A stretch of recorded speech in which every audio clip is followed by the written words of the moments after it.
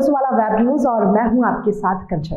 प्रदेश भर में अपनी कार्यशैली को लेकर चर्चाओं में रहने वाले ऊर्जा मंत्री प्रद्युम्न सिंह तोमर अर्धरात्रि 3 बजे के करीब डबरा पहुंचे, जहां उन्हें रेस्ट हाउस गेट बंद मिला और अंदर प्रवेश करने के लिए काफी देर तक इंतजार करना पड़ा। सुबह होते ही लोगों को पता चला कि मंत्री जी आए हैं, तो बिजली संबंधित समस्याएं लेकर लोगों का हुजूम लग गया। फिर क्या था, मंत्री प्रद्युम्न सिंह तोमर ने जमीन पर बैठकर बिजली से संबंधित लोगों की समस्याएं सुनी और निराकरण के निर्देश भी दिए।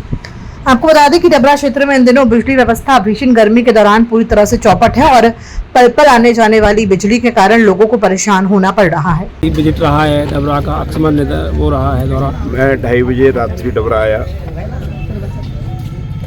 मुझे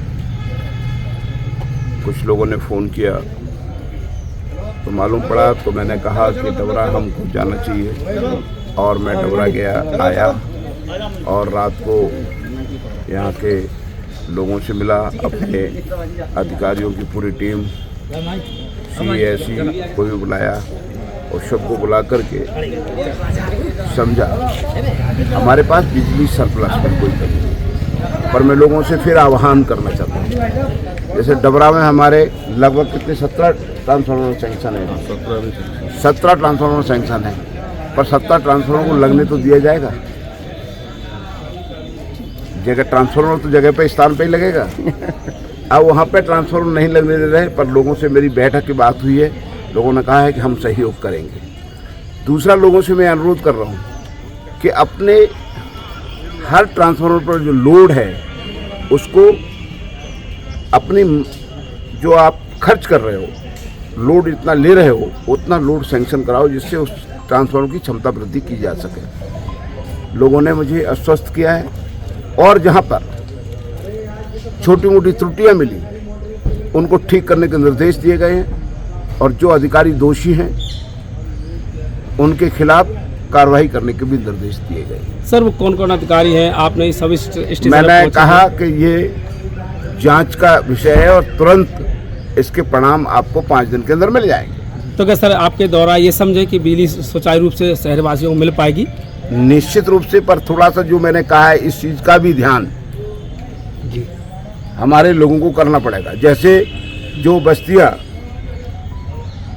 अगर बस रही हैं नहीं, तो वहाँ विद्युतीकरण कराने का काम भी तो करना है। अब विद्युतीकरण करा नहीं रहे, कर नहीं रहे हैं, तो ये भी एक कमी है।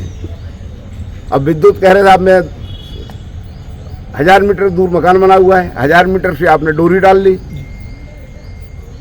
इस बात को भी थोड़ा सा ठीक करने की जरूरत है। क्या हम ये समझे सर आपके बेटे का कि आपने जिस तरह से AC बोला कि मैं अपने निवास में ही रहूँगा, AC में ही रहूँगा, अपने निवास के सामने टेंट लगा के रह रहे हैं, तो क्या उसी का संदेश है कि प्रद्युम्न सिंह तोमर ऊर्जा मंत्री जगह जगह भ्रमण करेंगे रात्रि में?